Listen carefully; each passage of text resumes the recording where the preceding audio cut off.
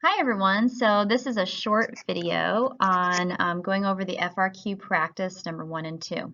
So remember that your test for the AP exam is two-part. It's a 100-question multiple choice, which is why we do the test multiple choice. And then we're also going to be doing these FRQs. You'll get two FRQs. Remember, one is going to be the content-based application, which is this kind of question on Charlotte, and the second one will be on research, which we'll be doing a research question later on in the year. So let's go over the answers for the Charlotte one. So you might want to have out something to write with, to take some notes down. You may want to print out your Charlotte one. I don't know that you submitted. But at least take some notes on how to do FRQs correctly. There is a correct way to do it and an incorrect way to do it. You may want to print out the Charlotte example that you have and have it next to you when you go over this. So with this question, you want to look at the question itself and make sure that you're formatting it correctly. The question was to define and explain how each relates to Charlotte's current circumstance, so how each of the vocabulary words relate to her circumstance. So the first thing you want to do with FRQs, and this is for any FRQ, is you want to underline the terms in the answer, and you want to respond to them in order, and you can actually number them. You'll see that in my example that I'm doing now.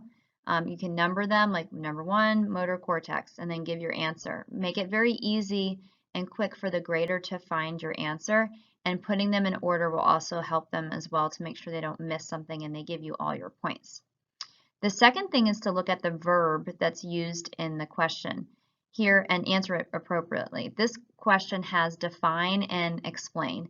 Most of the time it won't have define, but what we suggest is that you guys define the terms anyway and then go ahead and use the verb, whatever, if it's explain, identify, or describe. So this one is to define the term, and then you're going to explain. So in my examples that I'm going to show you after this slide, you're going to see me define the term, underline the term, and then I'm going to explain. So first of all, you have one sentence with explain that is directed and responding to the question. So you'll see me like actually talk about the question and relate to the actual question itself. And then you want 2 or 3 sentences of supporting and specific facts that are going to support how you think it directly responds to the prompt. So this is where you're going to go into depth about how the particular concept connects to the prompt. And in that, you're going to give specific facts from the prompt itself. And then sometimes they'll give you something really general, and so you don't really have that, so you sort of have to make some assumptions, and that's okay too. So I'll show you some examples of both. So let's get to the first 2 concepts that are in the Charlotte example. So the first one is motor cortex and then acetylcholine. So again, the question is define and explain how each relates to Charlotte's current circumstances. So for motor cortex, you can see that I've numbered it, and I've also put motor cortex and put an underline and then a colon. You can do that, or what I did with acetylcholine was just start talking about and defining acetylcholine and just underline it in the sentence. Either one is completely fine. If you look on the first one, I put motor cortex, underlined it, and then I started to define it without underlining the rest. So let's go over motor cortex, and it's got some added things in there that I'm going to explain. The motor cortex is responsible for directing movements. That's my definition. So I'm actually doing what the questions ask me, defining, and then I'm explaining. The first thing I do and explain is I relate it to the prompt. So you can even say the motor cortex is related to Charlotte's current circumstances. Repeating what's in the prompt, you can do that. Okay, so it's related to her current circumstances because the left motor cortex controls the right side of the body, while the right motor cortex controls the left side of the body. The damage from her stroke most likely occurs in the left hemisphere and potentially in her left motor cortex because Charlotte's right side is limp. So I gave how it relates, and now I'm giving a supporting detail or fact. And then lastly, this would leave her with less muscular control over the right side of her body. Okay, and there's not much more you can say about that motor cortex. That's what we sort of have. All right, number 2, acetylcholine. So I did not put it in the colon, and I just made it and underlined it in the definition. Acetylcholine is a neurotransmitter that plays a role in muscle action and learning and memory. My definition. Now how I'm relating it to the prompt. Acetylcholine is related to her situation in that her mental ability is being affected by having too little of the neurotransmitter. Supporting details. If Charlotte suffers from Alzheimer's, it's possible that the neurons responsible for producing acetylcholine have deteriorated. This would explain her diagnosis and why she's having trouble answering or understanding questions. She does not have too much acetylcholine because then she would have muscle spasms. So you could even put something in like that as a supporting detail, as so relating it to her through the prompt, but actually using your knowledge of what you know about acetylcholine. Okay, let's go on to the next two. Plasticity. Plasticity is the brain's ability to create new neural pathways. That's my definition. This often occurs in response to brain injuries and occurs most efficiently in children. Okay, so that's related to her brain injury and so forth. Because of Charlotte's age, her brain would not have the ability to build an abundance of new neural networks. If she has not recovered from her injury in 5 months, she is likely to make little progress in her recovery.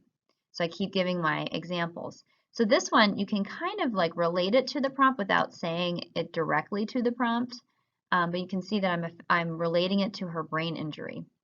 And then the last part, you can add something in, some more vocabulary about plasticity, right? If she was younger, she might have a better chance of functional plasticity where she could rehabilitate and have an undamaged part of the brain take on the damaged function. So again, it says just plasticity, and you can talk about the difference between functional and structural. With this one, it only relates to functional because it's talking about the function of her right side of her body.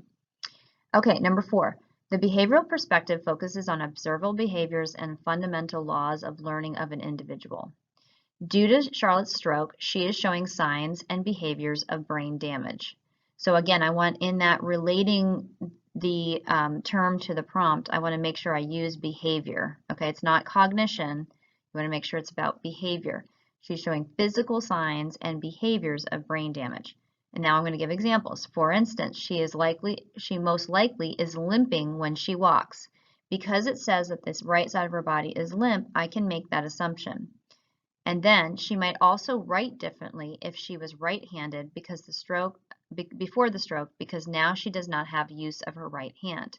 I'm extending that even further by saying this might cause difficulties in communicating with other people, a behavior, right? She may also, for instance, grab milk from the fridge instead of cheese because she's having difficulty understanding questions due to her Alzheimer's disease, which are behaviors related to her mental abilities, okay? So I'm talking about behaviors, I'm talking about her mental state, but what behaviors are coming out of that mental state? That's what I want to focus on. If you talk about cognition only of her Alzheimer's disease, then that would be incorrect because that would be cognitive perspective. So make sure it's behaviors. And again, I came up with an example of something that might happen because she has Alzheimer's and because she doesn't understand questions. Somebody asked her to grab something from the fridge and she's grabbing the wrong thing, and that's a behavior. Okay, so you can add in things too and give examples if it's something pretty general. Okay, last two, aphasia. Aphasia is the partial or complete inability to articulate ideas or understand spoken or written language.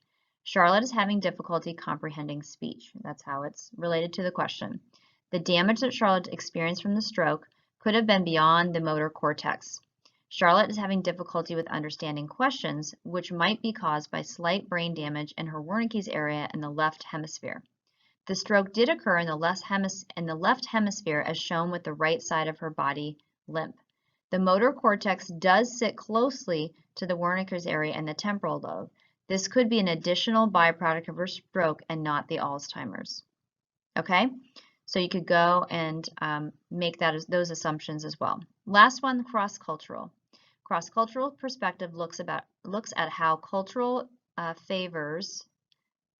I don't know why I put that. Looks at how cultural favors. Oh, yeah, favors influence. Okay, patterns of behavior. Sorry. Due to Charlotte's age, she can be influenced by how members of her society view older members. If Charlotte is in an individualistic culture, Members of the medical community, her town, and even her family might put her medical needs second due to their own individual needs, causing her to live on her own with much difficulty. So again, cross-cultural, you can use individualistic and culturalistic. You can use social norms as well. We don't know what ethnicity she is or where she lives, but we certainly can talk about the two different types of cross-cultural perspectives. Okay, so living difficulty. Now, however, if Charlotte lives in a cultivistic society, she might be taken in by a family member because the cultural norms influence people to take responsibility and to care for extended family. Now, besides that, I'm going to add on some social norms. In addition, ageism might influence the way, or you could put social norms, might influence the way people view Charlotte and her behavior as just because she's old. Okay, so that one can be about social norms as well. So I know that one might have been the most difficult, but you can find a way to make those work. Hopefully that makes sense to you. We'll be doing these again, and I'll be giving you some more tutorials after that. All right, see you later.